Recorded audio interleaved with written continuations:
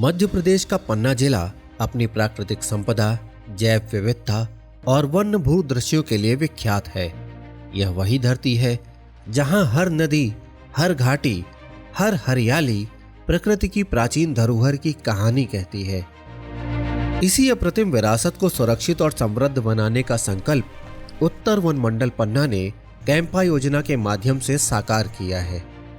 उत्तर one मंडल पन्ना अंतर्गत विभिन्न योजनाओं में पौधारोपण का कार्य किया जाता है। मुख्यतः यह पौधारोपण जो है कैंपा योजना में किया जाता है, जिसमें प्रथम वर्ष क्षेत्र तैयारी का होता है, द्वितीय वर्ष रोपण का होता है और उसके आगे की अवधि में उस पौधारोपण क्षेत्र का रखरखाव का कार्य किया जाता है। उत्तर वन मंडल पन्ना में कैंपा प्लांटेशन स्थानीय जैव विविधता के अनुरूप किए जाते हैं।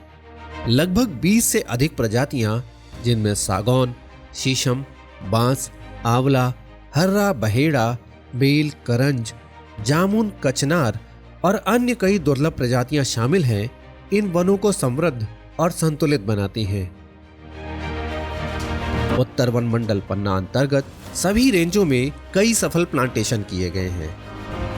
पन्ना रेंज के विक्रमपुर बीट अंतर्गत वर्ष 2019-20 में कक्ष क्रमांक P465 के 50 हेक्टेयर क्षेत्र में 50,000 पौधों का रोपण किया गया। आज यह क्षेत्र एक पूर्ण विकसित वन भूमि के रूप में उभर रहा है, जो इस क्षेत्र को बायोडायवर्सिटी प्रदान करता है। धरमपुर रेंज की नरदहा बीट में वर्ष 2016-17 के दौरान कैंपा अंतर्गत सागौन रोपण कार्य किया गया। कक्ष क्रमांक P58 के कुल 40 हेक्टेयर क्षेत्र पर 56,000 पौधों का रोपण किया गया, जिससे यह क्षेत्र आज एक घने वन के रूप में विकसित हो रहा है। अजयगढ़ रेंज की दमचुआ बीट अंतर्गत वर्ष 2016-17 के दौरान कैंपा द्वारा सागौन रोपण कार्य किया गया। कक्ष क्रमांक P206 में कुल 50 हेक्टेयर क्षेत्र पर 70,000 पौधों का रोपण किया गया, जो आज एक विकसित होते वन का रूप ले चुका है। देवेंद्र नगर रेंज के मोटबा बीट अंतर्गत कक्ष क्रमांक P83 में वर्ष 2013-14 के दौरान 25 हेक्टेयर क्षेत्र में 35,000 पौधे लगाए गए थे। यह प्लांटेशन आज स्थिर वन संरचना प्रदान करता है। इसी प्लांटेशन के 25 हेक्टेयर अतिरिक्त क्षेत्र में 35,000 पौधे लगाए गए थे। संयुक्त रूप से यह प्लांटेशन आज एक घने वन के रूप में विकसित हो रहा है। उत्तर वन मंडल पन्ना के विश्रामगंज रेंज की माझा बी बीट अंतर्गत कक्ष क्रमांक P307 में वर्ष 2018-19 के दौरान 50 हेक्टेयर क्षेत्र पर 70,000 पौधे लगाकर कैंपा के अंतर्गत एक सफल वन रोपण किया गया, जो आज एक स्थिर वन परिदृश्य का निर्माण कर रहा है। 2007 के बाद के जितने भी प्लांटेशंस हैं वो हमारे पौधारोपण निगरानी प्रणाली प्लांटेशन मॉनिटरिंग सिस्टम में दर्ज किए गए हैं, जिसके अनुसार हमारा जो उत्तर जीविता है वो 89% है।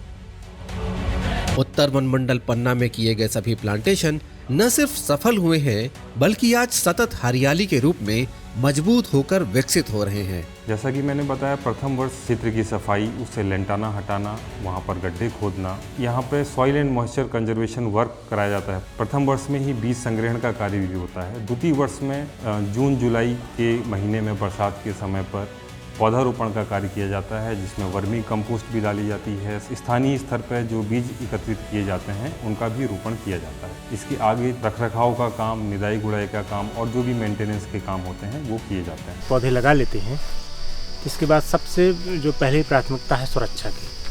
हमें यदि हमारी सुरक्षा सही ढंग से हो गई, हमारे पौधे नहीं उजड़े, तो बढ़िया अच्छा सफल वृक्षारोपण होता है। यदि हमने उसको 1 साल बचा लिया, 1.5 साल 2 साल, इसका बढ़िया पौधा तैयार होता है।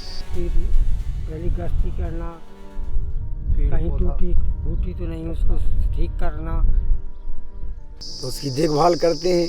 पशु भी कभी कभी आ जाते हैं, कभी कोई काटे आने वाले, तो उनसे भी समझाओ भुजा के उसको भी वो करने पड़ता है सामना। और बस जंगल में अच्छा लगता है, घूमते हैं, देखते हैं, रक्षा करते हैं। मृदा और जल संरक्षण कार्यों के अंतर्गत जल स्रोतों का निर्माण एवं भूगर्भीय जल स्तर को बढ़ाने के कार्य किए गए हैं, जिससे वर्षा जल का संरक्षण बढ़ा है, मिट्टी का कटाव कम हुआ है, वनस्पतियां तेजी से बढ़ रही हैं और वन्य जीवों के लिए जल उपलब्धता में भी उल्लेखनीय सुधार हुआ है। इसमें अप्रैल तक पानी रहता है। हाँ इसीलिए टाइगर आ गया है। ये पानी सर पूरा पानी जो है ना, जो मेड़। जब किसी प्लांटेशन में बाघ के कदमों के निशान दिखाई देते हैं तो यह केवल एक दृश्य नहीं होता है, यह एक प्रमाण है कि वन विभाग द्वारा किए गए इको रिस्टोरेशन के प्रयास सफल हुए हैं। इन पौधारोपण एवं इको रिस्टोरेशन कार्यों ने स्थानीय ग्रामीण जीवन में भी एक नई ऊर्जा भरी है।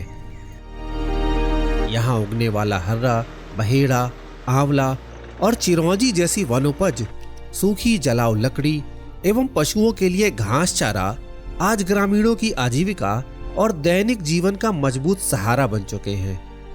आंवला हो गया और रेठी बना के हम समिति में जमा करते हैं सर, उसमें भी पैसा प्राप्त होता है। ये घास है तो भैंस की आदमी चारों काट के ले जाते, ठीक है, तो चारे से भैंस जानवर पलत है। सुखाव जंगल में मग्गा चारा बीन लेते हैं। अब जंगल आहू पेड़ रूखी तो सब मिला था, सब चीज हुआ था, हर फूल तेंदू अचार सब फरत था, गाँव के नितार मतावत है।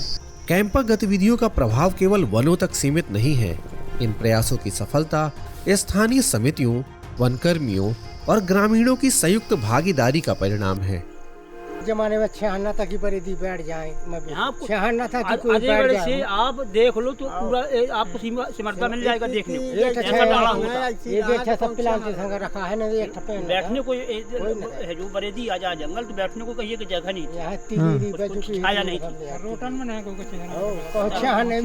हमने 10 साल में जितनी मेहनत की है, 10 साल में हम मेहनत की सर। इनके अनुभव इस कहानी को और भी मजबूत बनाते हैं। इन सभी पौधारोपण साइट्स पर अच्छा सर्वाइवल परसेंटेज आज तक मेंटेन करने में हम सफल रहे हैं, जिसका श्रेय मुख्यतः स्थानीय ग्रामीणों को जाता है, वन अमले को जाता है, जिन्होंने सतत रूप से वहां पर ग्रामीणों के साथ मिलकर उस पौधारोपण क्षेत्र को सुरक्षित रखा है। इसके साथ ही हमारा प्रयास ये भी है कि इन पौधारोपण क्षेत्र में लघु वन उपज संबंधित प्रजातियों को हम और बढ़ावा दें, ताकि स्थानीय लोगों को आंवला, अचार या हर्रा, बहेड़ा, अन्य वनों से निकलने वाले उत्पाद उनको कच्चे माल के रूप में प्राप्त हो सकें और उनकी आजीविका में वृद्धि हो सके। कैंपा ने पन्ना की धरती पर नई आशा बोई है। उत्तर वन मंडल पन्ना की ये प्रयास हमें याद दिलाते हैं कि जब मनुष्य और प्रकृति एक ही दिशा में साथ साथ चलते हैं तो सूखी मिट्टी भी फिर से हरियाली की चादर ओढ़ लेती है।